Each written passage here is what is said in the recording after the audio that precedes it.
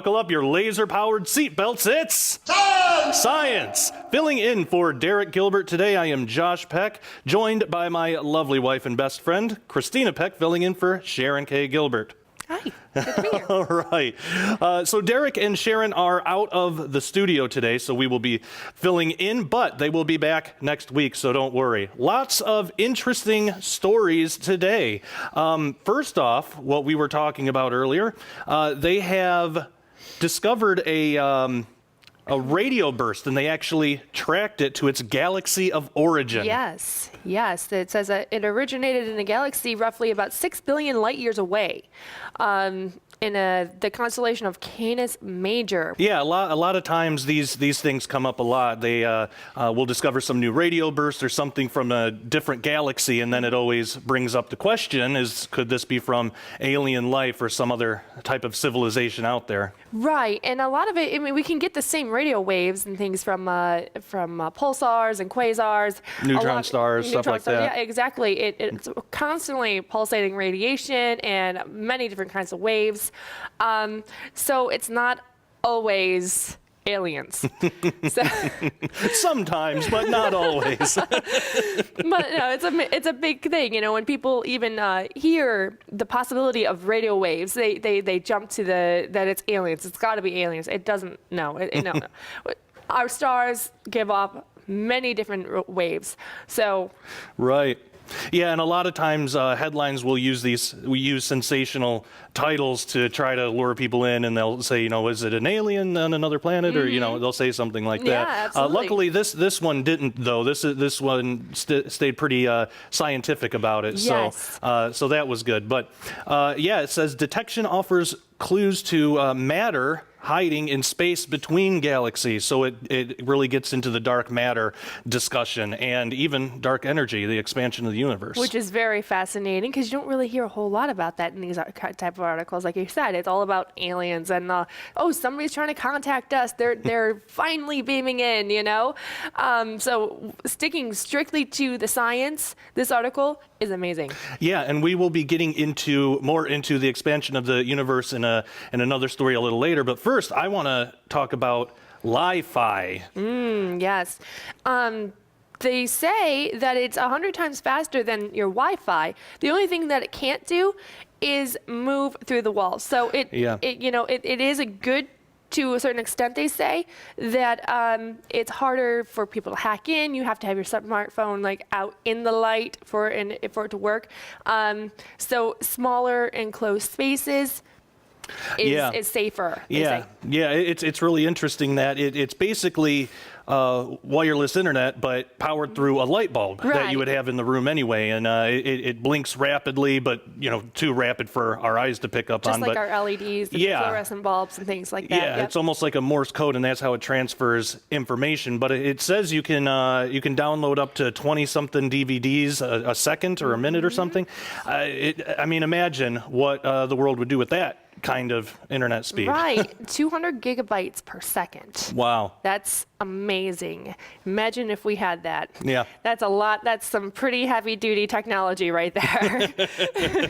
Yes, it is. Also, speaking of heavy-duty technology, artificial intelligence is in the news again today. I mean, this is a pretty constant thing, but this time it's talking about how artificial intelligence is going to change the world, it's going to change our lives, and they even held a meeting at the MIT Tech Conference to talk about the different ways that artificial intelligence can enrich our lives and make it better and all that stuff. But there's dangers too. Oh, there are dangers, and of course they don't tell you the dangers. They show you what good it can do. Like, there's an extra robotic arm for you to drive your car if you are too drunk to drive.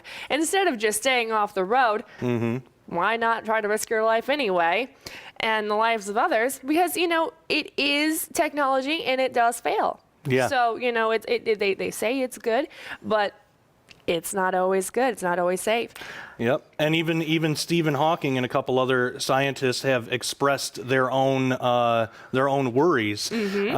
Stephen Hawking, it says, believes artificial intelligence could doom the human race, and he's not alone apparently.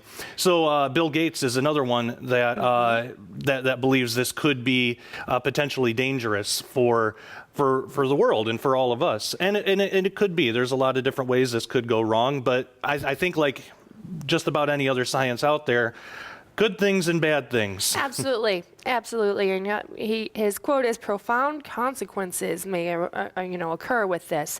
So, and a lot of them they always tie back to Terminator and how the machines will take over and become self-aware and things like that.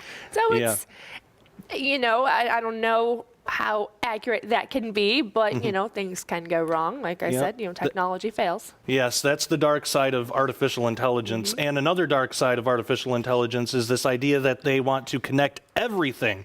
Your refrigerator, your coffee pot, everything's going to be wired in. Smart houses. Smart houses. And imagine if somebody were to hack that, Exactly. I would have to imagine that the password encryption on your refrigerator isn't going to be as tight as maybe your computer or laptop. So if somebody can get in that way, they could get into everything. That is so dangerous. I mean, of course they don't tell you that, but just imagine what can happen. And they did a movie about this years ago called Smart House. I think it was on the Disney Channel actually when I was younger. And the artificial intelligence within the home became self-aware, and not that would happen, but kind of the downside of a smart home is how easily something can go wrong. And they locked them inside the home, and they had to get in and destroy the mother brain, the motherboard of the computer running the home. Yeah, I remember an old episode of Outer Limits that was the same thing. But in this one, the computer that was running the house basically fell in love with the owner and got really jealous. And when he had a girlfriend, I remember that. We watched that. So the house tried to kill her, and it was all a big ordeal. And it was basically the same premise. They had to go in and take out the main CPU or something. Right. But a lot of episodes of Outer Limits were like that, where there would be some artificial intelligent robot that just because it had consciousness, it would cause a lot of problems for everybody. So it's a common theme. But, artificial intelligence, while some may use that as an attempt to have a creation in man's own image, there are certain, and this isn't technically artificial intelligence, but there are certain, maybe we could call them benefits, such as this story here that says that scientists are working on prosthetics controlled by your mind. Now, again, there are dangerous implications to that as well. But I mean, imagine a wounded soldier and, missing a limb. I mean, anything that we could do to make his life a little easier, you'd think would be good. But brain implantation, putting a computer chip in a brain, I don't know about that. I know, just like our GPS is on our phones. When I went off the road when we were moving here with all the snow and the ice. Right. To track where I was when I was on the phone with the insurance company, it says, we'd like to track your location. Will you allow us to do that using the GPS on my phone? Imagine how crazy that would be if you're lost or in some weird situation. You have to allow somebody to track you using your brain implant. Yeah. And it can be used for good, but it can also be used for evil. Yeah. Well, I know for me personally, nobody's putting any microchips in my brain. Nope. Now, something else that's interesting, and this gets talked about every couple of months. Something like this comes up, is the problem of infinity in the universe. Or with this headline, it's will the universe end in a big rip? And it goes into talking about the expansion of the universe and how eventually. Some physicists believe that eventually the universe will just rip apart because the expansion will just overtake its stability. So, but other physicists say that that's not going to happen because the universe is infinite. It's Right. infinitely old or infinitely big. Right, and this has been something that I remember growing up. They would always say that, no, it's condensing, it's going back to a singularity. The big crunch. Yeah, the big crunch, the big freeze, or it's going to get too hot because of the way everything is moving. You know, it's either one or the other, two extremes. And yes, I've heard of the big rip before. It's like every few months or every few years, they go back and forth like, oh, now there's, you know, proof or evidence that this might happen now, and they keep on going back and forth. This might be another case of one of those sensational headlines to draw people in, but this is a legitimate concern that physicists have. Now, you know, people like you and I, we can look to the book of Revelation, or, you know, we can look at these prophetic texts and know that something's going to happen. The elements are going to burn with a fervent heat, but what process God will use for that, Exactly. you know, who knows? So maybe there is a legitimate concern there. But the problem with infinity in the universe, which comes up quite a bit, is the universe infinitely old or infinitely big? I say no. No, I don't. You know, I agree with you there, because I feel like the universe is within a space, and you can't have infinite time in a three-dimensional space, right, where we are. And I know that 4 dimensions can occur within space and time and things like that, but even with 4 dimensions, I don't feel that it can be infinite. That there has to be an end, and the only time there can be any way for something to be infinite is outside of time. Yeah, God Himself. Right. So in the heavens, and you know, the higher heavens and the higher dimensions where God is, time does not exist, and He's infinite, and that's the only place I believe that it can really take place. Because if within our space and time, if it's infinite, then we're infinite. Right. And we're not. Exactly. And what that means is because in the concept of infinity is a notion where 1% and 100% are equal, because what's 1% of infinity? Infinity. Infinity, exactly. So we know that we occupy a space, we occupy a certain section of the universe, we occupy a percentage of the universe. If the universe is infinite, our percentage would have to be infinite too. Exactly. I'm certainly putting on weight, but I am not infinitely big. And same goes for age. I'm not infinitely old. The age of the earth isn't infinitely old. So a temporal infinity can't exist in physical reality either. You know, interestingly enough, Albert Einstein once thought that the universe may have been infinitely old. He believed that it was spatially finite, right, but temporally infinite. And once Dr. Hubble showed him about the expansion of the universe, after that he recanted his theory, and he called it his biggest blunder. Exactly. And we were discussing a little bit about this yesterday. German mathematician, said that it's impossible to have Gauss, yes, it's impossible to have infinity in mathematics and in physics and things like that. So it really makes you think to go back and look at some of these math problems we have, even, and that explains infinity as the answer. Is it really infinity? Does it really go on forever? Yeah, Gauss even... It's interesting. It is. Gauss even went as far as to say any problem that comes up infinite, that solution needs to be thrown out because it's nonsensical. Exactly. Yet more and more we see, the more science progresses, the more this idea of infinity is embraced. The singularity before the Big Bang was infinite. It was an infinite singularity, and then it expanded to an infinite. It's just infinity on top of infinity. And to me, in a lot of those scenarios, it's almost like a desperate attempt to write God out of the equation. Right, exactly. Yep. And, man always is trying to prove that there is no God, but they always come up with, well, we really can't say that there's not. Yeah. We'll just say there's not, but we can't really prove it. Yeah. It's like throw infinity on there, and that'll fix solve it. Exactly.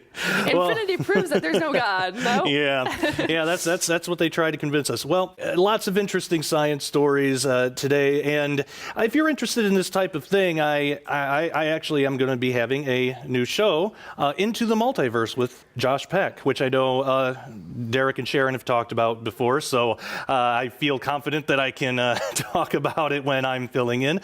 So that will be coming up shortly. Also, next week, Derek and Sharon will be back in the studio to continue Sci Friday. So I want to thank you all for watching. If you haven't done so already, don't forget to subscribe to our YouTube channel, youtube.com/SkyWatchTV_official, or you can just click on the subscribe button if you're viewing this on YouTube. Also, don't forget to check us out on Roku. There's various other outlets. Go to SkyWatchTV.com for all that information. Well, I want to thank you so much for joining us today on Sci Friday. And as I always say, take care and God bless.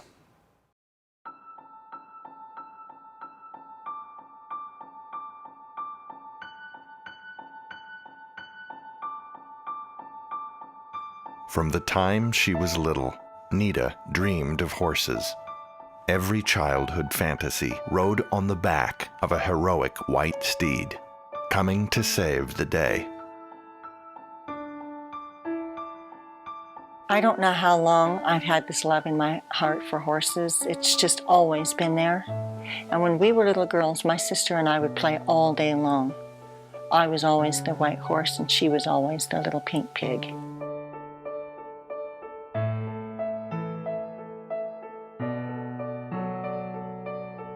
Let's pretend Lightning and Rosie can fly.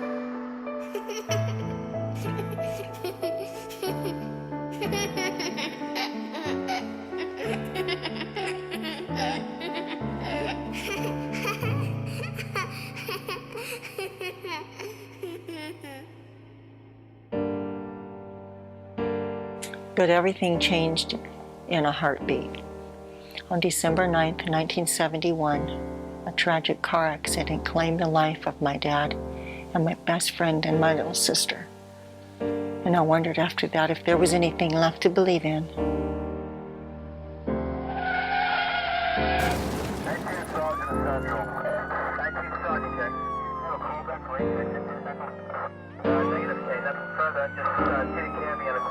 Move aside, let the ambulance through. Please move aside. As a child of 13, I felt like I had lost practically everything. And I wondered, is this it? I mean, where do I go from here?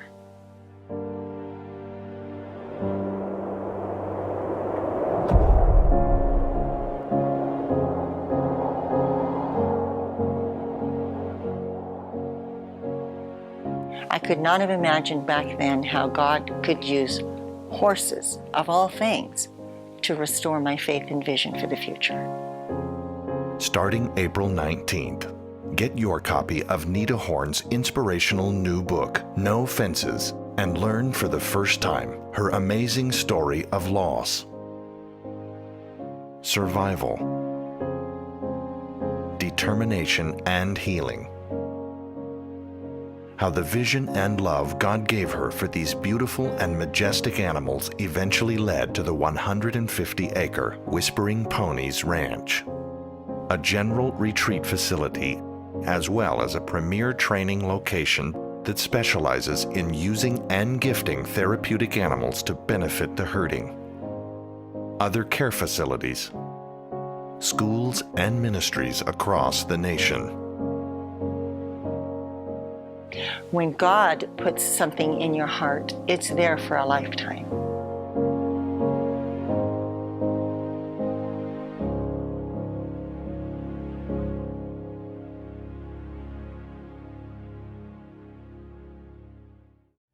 To celebrate the release of Nita Horn's inspiring new book, No Fences, SkyWatch TV would like you to tell your story, because after all, even if you don't think so, you actually have a story. Send in your story, and we are going to choose the 10 best, and they'll be published for Christmas release in an anthology of those stories, along with the book that you buy that is actually only $19.95. Am I right on that? That's correct. For free. Tom Horn, crazy guy, he's throwing in a journal, which on its own, most of these retail for $20 on their own. So this journal is to help you start writing your story. When you buy the book, not only are you going to be enrolled in this and you can send in your story, But you'll get a plastic pony, you'll get a journal of your own, and the proceeds from the book are going to help fund the studio we're building for Skywatch Women. And Nita Horn is going to be one of our panel members. The 10 authors who are selected for the anthology published by Defender Publishing in time for Christmas will also receive a $500 cash prize.